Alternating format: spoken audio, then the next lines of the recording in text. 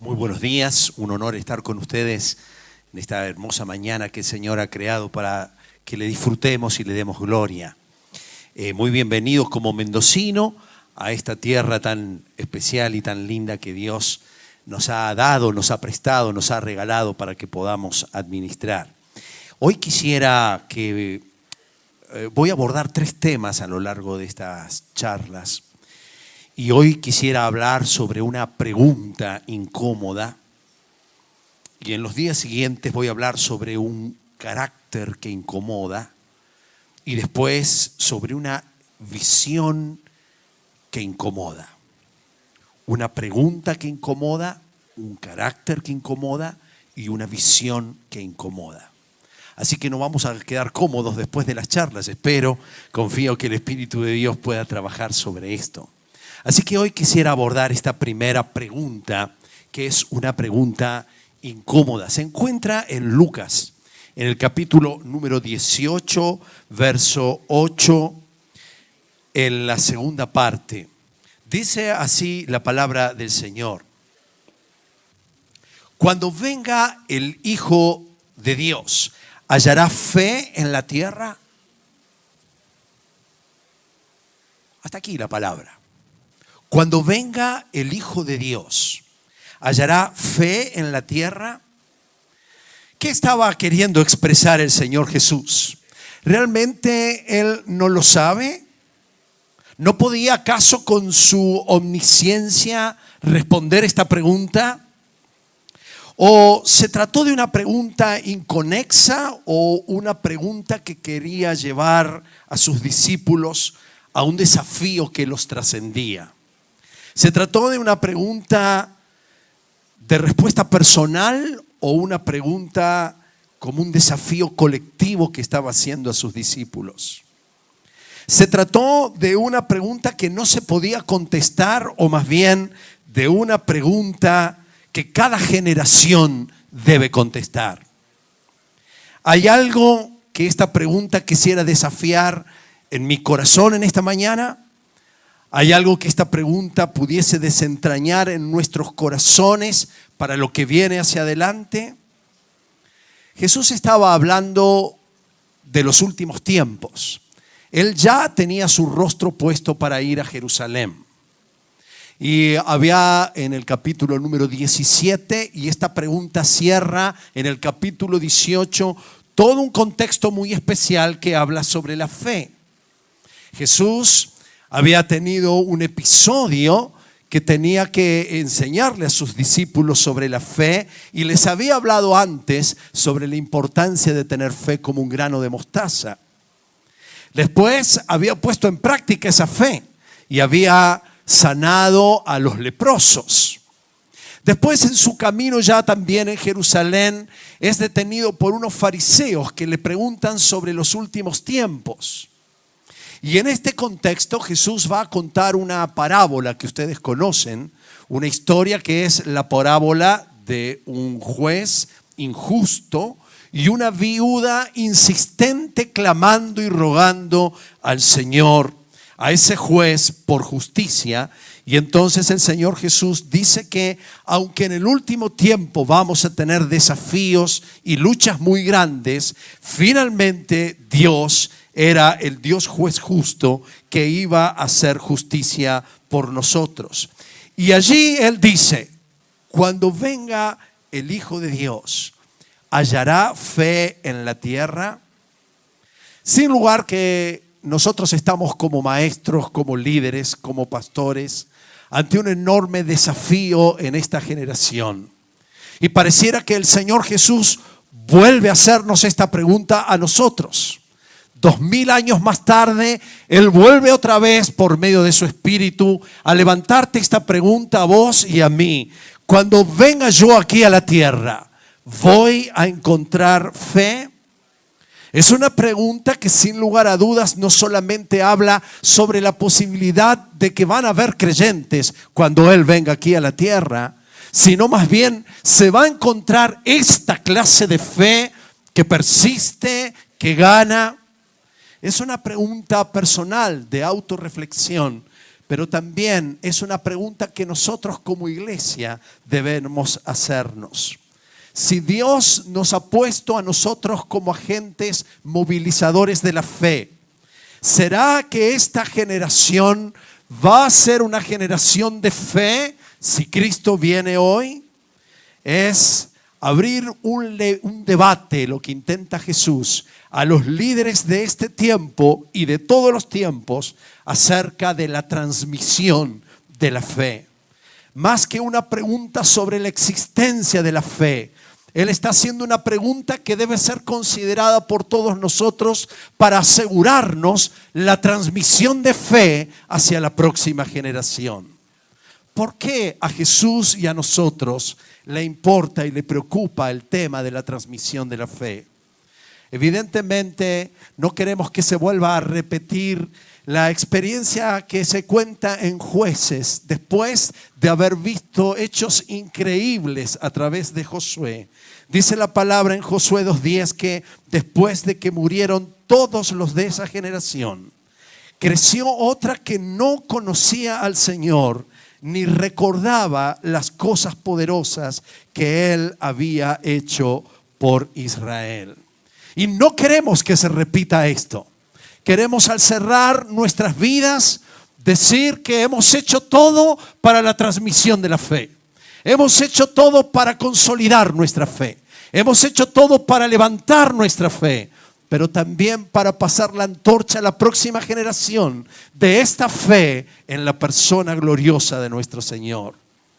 Hay una señal seria en nuestros tiempos.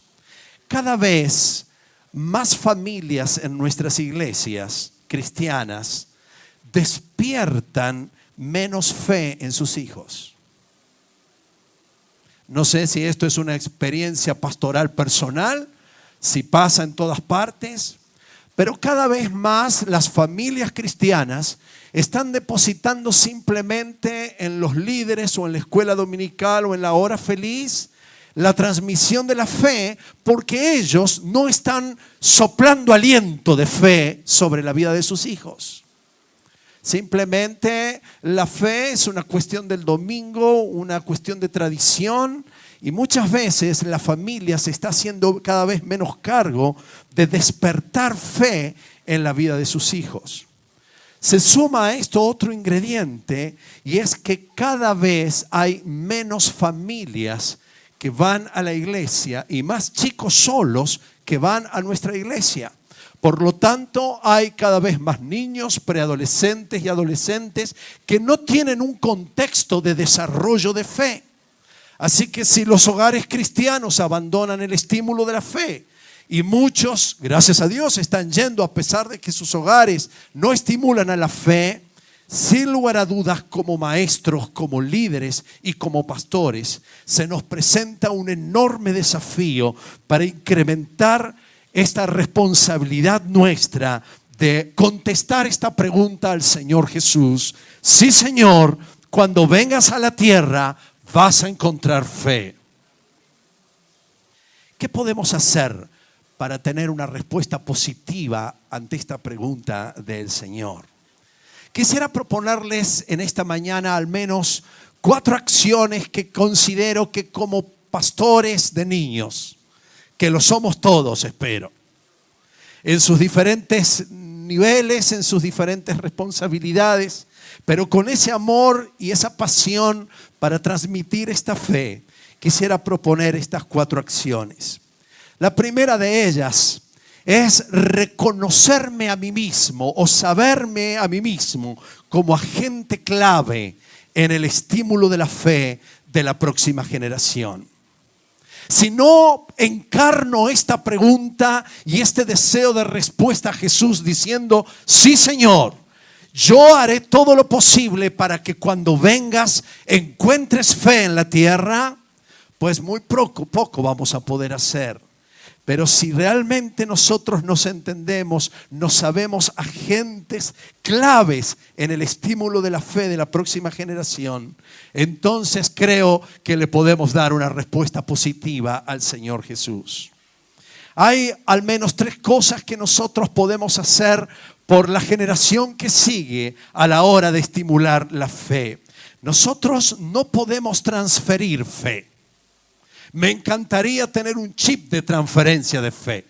Me encantaría que los médicos descubran alguna manera para que en el ADN se geste fe.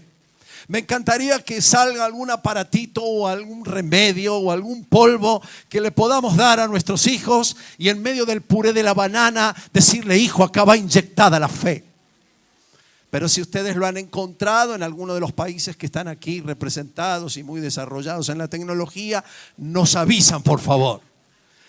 Pero en términos generales, la fe es imposible de transferir porque es una decisión personal, intransferible por lo tanto. Pero hay 3 cosas que yo sí puedo hacer como agente transmisor de la fe. La primera es animar la fe, soplar sobre la fe, incentivar sobre la fe, animar sobre la fe.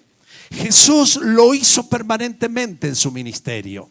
Él le enseñó a sus discípulos todo el tiempo. Yo diría, molestó a sus discípulos todo el tiempo para que ellos probaran, miraran, se metieran a escarbar en la profundidad de la fe.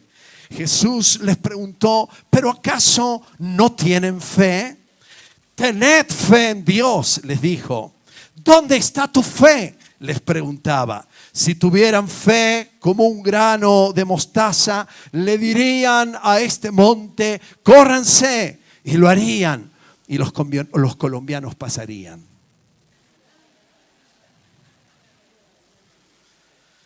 ¿Por qué tienen tanto miedo?, les preguntó el Señor Jesús a sus discípulos. ¿Acaso todavía no tienen fe? Cada una de las experiencias de la vida del Señor Jesús fue una experiencia de permanente aliento y ánimo a la fe. Inclusive cuando Pedro estaba en el momento de menor o mayor ocaso en su fe, el Señor Jesús le dice: Pedro, yo he rogado por ti para que tu fe no falte. Aunque me vas a negar, pero he rogado por ti para que tu fe no falte. Esta antorcha la tomaron los seguidores de Jesús. Pablo y Bernabé también lo hicieron. Dice que él iban por las iglesias fortaleciendo a los discípulos y animándolos a perseverar en la fe. El apóstol Pablo en Romanos 1:11 dice: tengo muchos deseos de verlos para impartirles algún don espiritual que los fortalezca. Mejor dicho, para que unos a otros nos animemos con la fe que compartimos. Santiago dice: pida con fe y no dude nunca. Primera Pedro 5:8-9 dice: su enemigo el diablo está rondando como león rugiente buscando a quien devorar. Resístanlo manteniéndose firmes en la fe. Judas 1:3 dice: queridos hermanos, he deseado intensamente escribirles acerca de la salvación que tenemos en común, y ahora siento la necesidad de hacerlo para rogarles que sigan luchando vigorosamente por la fe encomendada una vez por todas a los santos. No solamente debo animar a la fe, sino puedo enseñar sobre la fe. La palabra del Señor dice en 1 Timoteo 4:6: si enseñas estas cosas a los hermanos, serás un buen servidor de Cristo, nutrido con las verdades de la fe y de la buena enseñanza que paso a paso has seguido. Nuestras clases de enseñanza bíblica no solamente es una impartición de conocimiento. Nuestras clases de enseñanza bíblica son un aliento a la fe y una enseñanza a solidificar esa fe en la persona del Señor Jesús. En tercer lugar, puedo ser ejemplo de fe. Sin lugar a dudas que nuestros hijos, nuestros nietos, nuestros niños, nuestros preadolescentes mirarán en nosotros la manera de resolver los conflictos en fe, la manera de enfrentar las batallas con fe, la manera de vivir nuestra vida cristiana en un ejemplo de fe. el apóstol Pablo le recuerda a Timoteo: me acuerdo de tu fe sincera, que tú tienes la misma fe de la que primero estuvieron llenas tu abuela Loida y tu madre Eunice, y sé que esa fe sigue firme en ti. Sin lugar a dudas que esta abuela, esta mamá, no solamente enseñó la palabra de fe, la palabra de Dios, sino también que fue un ejemplo. Timoteo empezó a mirar en ellas, a pesar de tener un padre que era griego, no cristiano, ellas pudieron enfrentar la vida con un modelo de fe entusiasmante para la vida de Timoteo. Cada vez que tengas a un niño en tu clase, cada vez que estés en una charla con uno de ellos, no lo hagas solamente para enseñar las verdades de Dios. Eso lo puede hacer también un buen libro, pero tenés que estar frente a ellos con el deseo de estimular la fe. Y cada vez que te enfrentes a ellos, preguntes: Señor, ¿cómo puedo hacer para que esta criatura que está aquí no solamente sepa, sino confíe y crea? ¿Cómo puedo hacer para que no solamente tenga conocimiento de las historias, sino que esos conocimientos sean trasladados a una vida práctica de fe y confianza plena en la persona de Dios? Es verdad que Dios nos ha provisto su palabra, pero también nos ha puesto a nosotros como agentes de tal forma que esa palabra se pueda transmitir con la vida de nuestra propia fe a la vida de nuestros hijos, a la vida de la próxima generación. La segunda cosa que quisiera recomendarles para que cuando venga el Señor podamos contestar esta pregunta: Señor, cuenta conmigo, si vienes hoy a la tierra vas a hallar una fe inconmovible. Es asegurar los pilares en que se sostiene la fe de la próxima generación. Hay 5 pilares que creo nos ayudan a entender 5 principios o verdades de la fe que nuestros niños tienen que entender. Primero, la fe en que Dios es quien dice ser. Dios es quien dice ser. Y esta experiencia y esta fe revitalizante la necesitamos enseñar no solamente con una estructura clara teológica, sino con una confianza plena que nosotros tenemos en que Dios es sabio Dios, en que Dios es todopoderoso Dios, en que Dios es inescrutable Dios, en que no lo podemos conocer todo de Dios, en que Dios es amor, en que Dios es espíritu, en que Dios es nuestro amparo y nuestra fortaleza, que Dios es nuestro pronto auxilio en medio de la tribulación, que Dios es el camino, la verdad y la vida. Dios es, el salmista decía en el Salmo 91, el que habita al abrigo, se acoge a la sombra del Todopoderoso. Yo le digo al Señor: tú eres mi refugio, mi fortaleza, el Dios en quien confío. Necesitamos el segundo pilar de la fe. Es que no solamente Dios es quien Dios dice ser, sino que Dios puede hacer lo que afirma que puede hacer. No solamente Dios es lo que es, sino creer que Dios puede hacer lo que dice que puede hacer. No puede hacer lo que yo quiero que Él haga. No quiero hacer lo que yo me imagino que Dios podría hacer. No quiero hacer lo que mi brazo quiere torcerle a Dios para que haga. Pero sí tengo fe que lo que Él ha prometido hacer, Dios lo va a hacer. En tercer lugar, necesitamos entender y creer y fomentar en nuestros niños que yo soy o ellos son lo que Dios dice que son. Y yo y vos como maestros sos lo que Dios dice que sos. Y esto también es un pilar de la fe. Por supuesto que muchos de nuestros niños están heridos por palabras que han sido escuchadas látigos por parte de padres que han abusado con palabras que les han herido en su identidad. Y esto está dándonos una generación de inseguros, una generación de personas asoladas, entristecidas. Pero nuestra misión como pastores de la próxima generación es hacerles saber que ellos no son lo que dice el mundo que son. No son lo que dicen los amigos que son en medio de la burla. No son lo que ni siquiera yo digo que son. Ellos son lo que Dios dice que son. Ustedes son la luz del mundo, dijo Jesús. Ustedes son la sal de la tierra. Ustedes son los pámpanos. Ustedes son mis amigos. Ustedes son ovejas de mi prado. Ustedes son mis discípulos. Ustedes son reyes y sacerdotes. Ustedes son herederos de un reino inconmovible. Ustedes son hijos del Padre por medio de Jesucristo. Ustedes son santos. Ustedes son especial tesoro. Ustedes son escogidos de Dios. ¿Qué más queremos decir de lo que somos en la persona bendita de Jesús?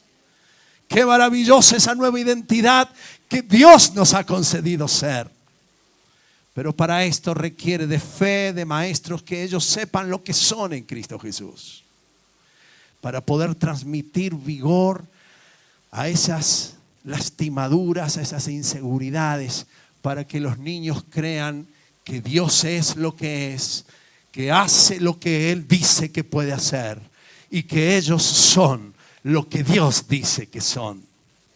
También el cuarto pilar es entender que la palabra de Dios todavía y por la eternidad va a estar viva y activa en mí.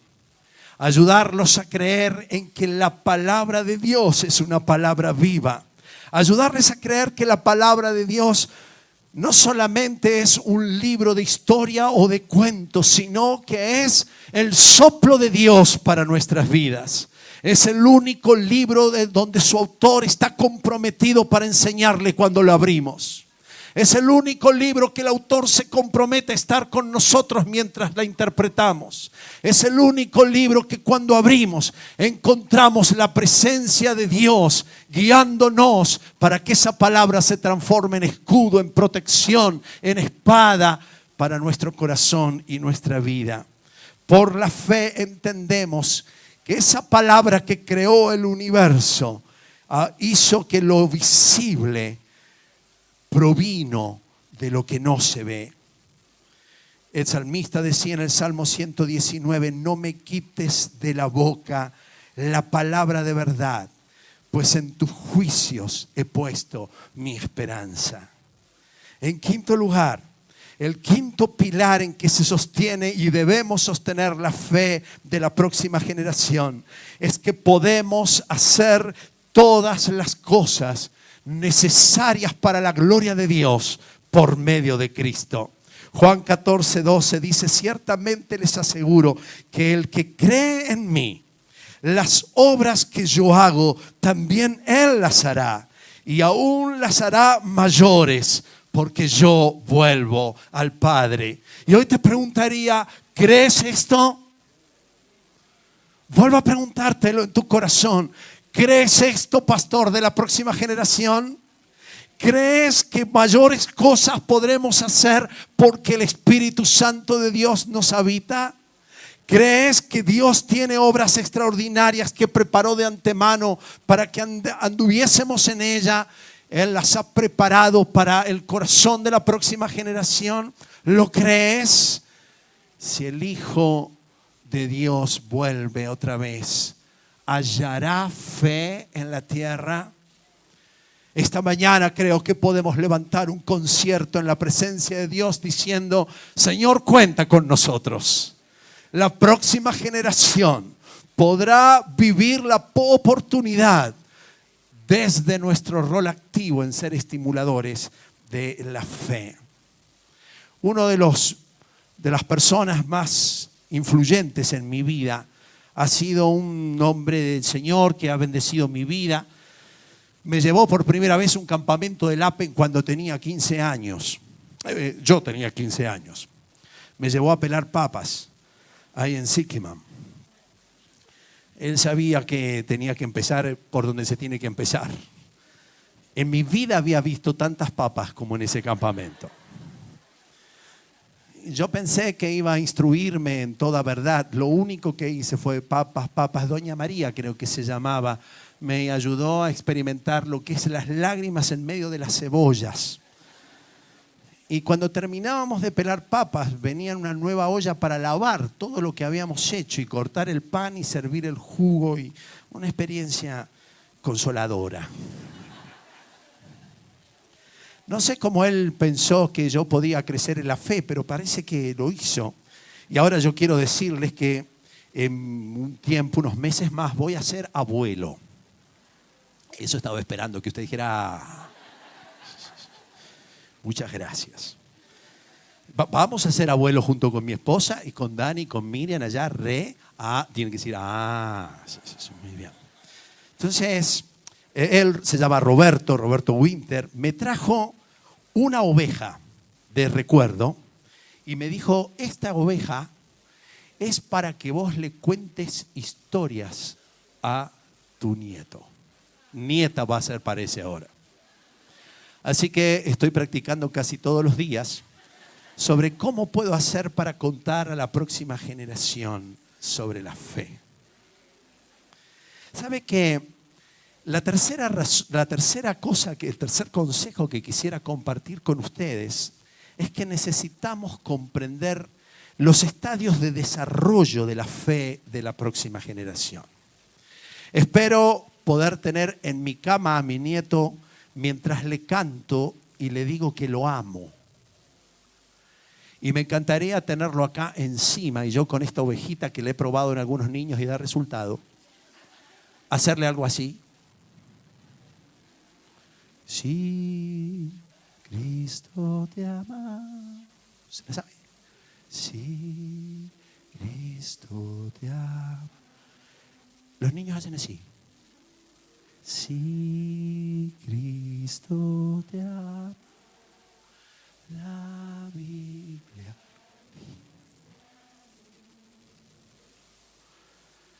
Él no va a entender mucho sobre las complejidades de quién es Dios, de su existencia, de su palabra, ni de los 5 fundamentos. Pero apenas esté allí en los brazos de su mamá y de su abuelo,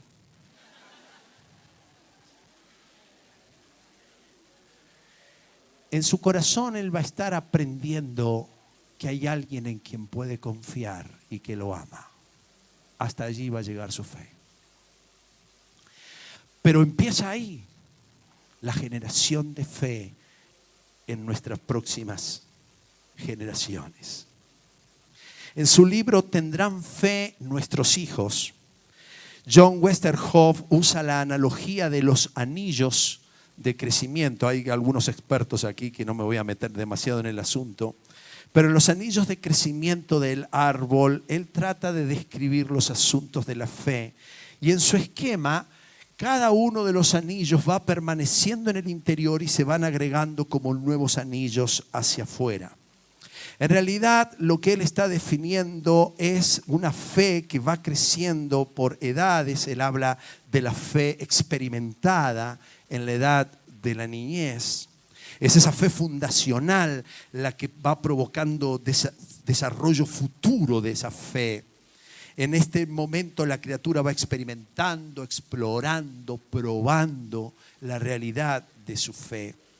Después, en la adolescencia temprana, la fe se vuelve la fe afiliativa. Es decir, en esta etapa el adolescente desarrolla un sentimiento de afecto en una comunidad más extensa, pero le es fundamental la vida de sus amigos para experimentar la fe. Después viene la fe en la búsqueda, que es la adolescencia tardía, que es la fe que se cuestiona, la fe que tiene que aprender a entender las contradicciones, la fe que tiene que convivir con lo inmensurable de Dios, con el amor inagotable, con las profundas riquezas de lo que no entiendo de Dios. Es la fe que se pone en crisis, es la fe que golpea y que hace preguntas. Es la fe que no es simplemente la de sí, Cristo me ama, sino por qué y por qué el sufrimiento si Cristo me ama. ¿Y por qué el dolor? ¿Y por qué los tsunamis si Cristo ama? ¿Dónde está Dios cuando yo sufro? Son preguntas legítimas que nosotros como pastores necesitamos ir acompañando esos procesos de desarrollo de la fe hasta que llegan a una fe que le es propia. Él dice que es la etapa donde la persona está en paz con su fe y puede inclusive identificarse con ello y no tiene temor de dar cuenta de su fe ni de ser caracterizado públicamente por testificar acerca de su fe. Ahora, lo que este autor dice que es muy interesante, hay cosas que uno puede sacarlas, ¿verdad? Pero una cosa muy interesante que dice Westerhoff es que hay dos maneras de instruir a nuestros hijos en la fe. Una es la instrucción y la otra la enculturación. La instrucción es una manera formal de vertir fe, pero la enculturación son la expresión de la fe en experiencias de relaciones que son informales. Es en la charla que no se tiene en la clase, sino después de la clase. Es la charla que no se tiene en la lección número 14 del domingo 3. Es la lección que se tiene visitándolo en el hospital o en la situación de crisis. O ante la pregunta en medio de la iglesia que no tiene nada que ver y que nos vuelven a preguntar y a desafiar ante la fe. Esa es la fe de la enculturación. Y él dice que en realidad la fe crece mucho más en este tipo de forma de enseñar, en la enculturación, es decir, en las experiencias informales de relación con ellos. Por eso encontramos a los discípulos del Señor Jesús caminando con el Señor Jesús, y en ese camino con el Señor Jesús Él iba trayendo ejemplos de fe y estimulando la fe. No dio demasiados sermones del día sábado. Dio los sermones mientras estaba en el marco de una relación, en el marco de una charla, en el marco de las preguntas que van surgiendo en la vida.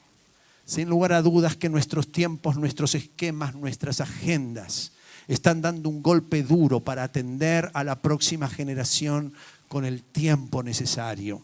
Y también los medios de incomunicación que tenemos hoy nos están jugando una pasada para que tengamos que meternos a su mundo vía internet si no sabemos cómo conectarnos con ellos. Pero lo cierto es que no se puede reemplazar la relación informal para poder llevarlos al crecimiento de la fe. Hay otro autor también muy interesante. En realidad él se llama Lawrence Kohlberg. Y él en realidad funda todo el tema del desarrollo de la fe de los niños a partir del desarrollo cognitivo de Piaget, pero usted sabe que es protestante, y la teoría de desarrollo de moral de Lawrence Kohlberg. Y él entonces, James Fowler, hace una diferenciación mucho más detallada sobre los aspectos de la fe. Él lo va poniendo en la fe primordial del estadio 0, digamos, y empieza con la fe intuitiva, la fe mítica literal, la fe sintética convencional, individual reflexiva, fe asumida, fe universalizada, en desarrollos importantes de la fe. Ahora, lo interesante de este autor es que en realidad, después que él expresa todas estas diferentes etapas, él dice que todo pastor, todo maestro que quiere provocar y quiere transmitir fe a las diferentes edades y etapas, después busquen los materiales, hay abundante para eso. Lo más importante que debemos saber es que no debemos enfrentar las diferencias en los caminos de la fe como una crisis, sino como un desarrollo normal en la vida de nuestros hijos. El cuestionar la fe, que tantas veces nos pone nervioso, es en realidad un proceso de crecimiento y de maduración. Y él lo que anima es que los líderes y los padres respondamos a las crisis y al desarrollo y a los cuestionamientos de la fe de una manera saludable. si nosotros los criticamos por lo que piensan, si nosotros los reprendemos por lo que creen, si los juzgamos por lo que creen, entonces se cortará todo tipo de comunicación con el preadolescente o el adolescente en el desarrollo de esa fe. Si nosotros manifestamos ansiedad ante esa fe, nosotros vamos a proyectar esa ansiedad a nuestros adolescentes y ellos la leerán como que nuestra fe es una fe insegura. Como que sus cuestionamientos ponen en duda lo que realmente nosotros creemos. Por eso alienta a responder de una manera abierta, de una manera expresando siempre amor, de una manera donde se expresa aceptación incondicional, aunque nos estén planteando la aberración más grande de la fe. Aunque nos parezca una fe mágica, aunque nos parezca una fe loca, debemos acompañarles de una manera abierta, amorosa, de una aceptación que no tenga ningún tipo de condena, sino que puedan entender que ellos son aceptados, aún con sus dudas, aún con estas crisis que son parte normales del crecimiento y del desarrollo de la fe. No hay que olvidar que el cambio que nosotros estamos esperando es un cambio genuino en sus conductas. No estamos esperando una simulación de religión. No estamos esperando que sean una generación que vaya a la iglesia, aunque deseamos que vaya a la iglesia. No estamos esperando una generación que simplemente tenga un servicio en la iglesia, aunque esperamos que sirvan en la iglesia. Lo que estamos esperando es una generación de hombres y de mujeres que tengan plena confianza en Dios en todo el tiempo y en todos los lugares donde ellos se desarrollan. En la transmisión de esa fe, la enculturación es lo más importante para que nosotros podemos hacer. Y nosotros debemos esforzarnos para que en ese desarrollo y en esta etapa, en todo su desarrollo y crecimiento de fe, podamos acompañarles con un corazón abierto, dispuesto, generoso, para que ellos entiendan que esencialmente la fe es una relación con un Dios grande y fuerte. Y esa relación es la que me permite vincularme con ellos en la expresión de una fe encarnada en la vida de mi ministerio. Por último, el último consejo. Necesitamos cuidar la erosión de nuestra propia fe, manteniendo vivo no la fe, sino el primer amor. Cuidar la erosión de mi propia fe. La erosión no es un golpe. La erosión son pequeños pasos paulatinos que van desgastando suavemente, imperceptiblemente con el paso del tiempo nuestra fe. Todos estamos expuestos al problema de la erosión espiritual. Todos nosotros debemos estar dispuestos para entender que la erosión está más cerca de lo que pensamos o creemos.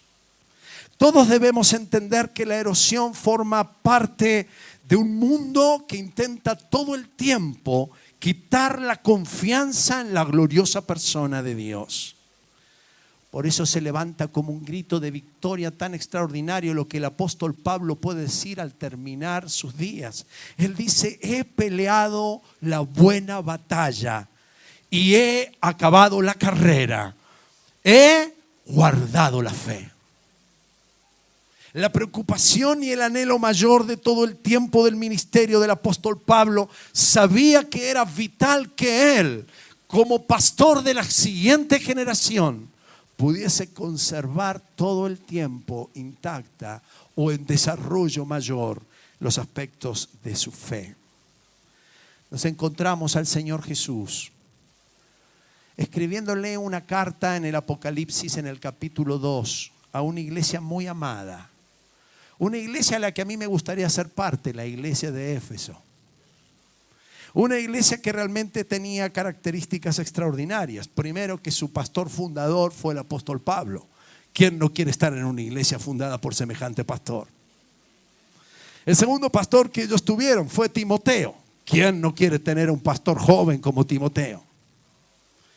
El tercer pastor fue Juan. ¿Quién no quiere tener Juan de pastor de esa congregación?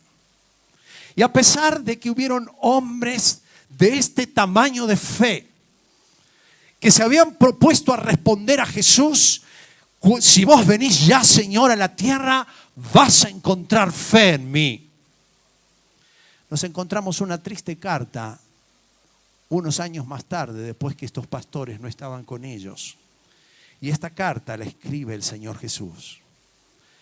Dice: yo conozco tus obras, conozco tu arduo trabajo, tu paciencia. Conozco que no puedes soportar a los malos, que has probado a los que se dicen ser apóstoles y no lo son, y los has hallado mentirosos. Has sufrido, has tenido paciencia, has trabajado arduamente por amor de mi nombre y no has desmayado. Pero tengo contra ti algo, y es que has dejado tu primer amor. ¿Se puede servir apasionadamente, desgastándonos, enseñando la palabra, estudiando la palabra, siendo serios maestros, y menguar el amor? Podremos haber defendido las causas de la sana doctrina con excelencia, inclusive haber reprendido, identificado a aquellos que venían a traer enseñanzas falsas, y haber perdido el primer amor. No es el primer amor del enamoramiento que tiene un adolescente. Es el amor sustentatorio, es el amor base, es el amor de los esenciales. Es ese amor que Dios está esperando de cada uno de nosotros para darnos esta tarea de transmisión de fe. Por eso Jesús le preguntó al apóstol Pedro, aun cuando él había fallado realmente vergonzosamente en sus convicciones, la pregunta de su restauración 3 veces fue: Pedro, ¿me amas? Porque si me amas, yo estoy seguro que tendrás la capacidad de pastorear a los corderos y a las ovejas. Si podés responder sí a mi amor, entonces tu fe se mantendrá encendida todo el tiempo. Más tarde, después de esta advertencia tan fuerte del Señor, nos encontramos a Ignacio, San Ignacio, 20 años más tarde. No es parte de la Biblia, pero es una referencia seria, que él dice así de la iglesia de Éfeso: la bendecida en grandeza de Dios con plenitud, para gloria duradera e inconmovible. Ninguna cosa amáis más, sino solo a Dios. Se encuentran los registros de este hombre que fue a visitar a la iglesia 20 años más tarde de haber recibido la carta del Señor Jesús.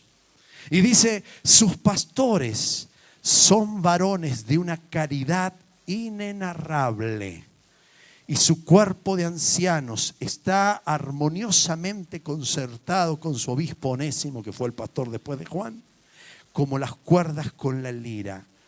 Oh Efesios, iglesia celebrada por los siglos, que ama profundamente a Dios y por eso enaltece altamente la fe. ¿Amás al Señor? ¿Amás al Señor tu Dios con todo tu corazón, con toda tu alma, con toda tu mente?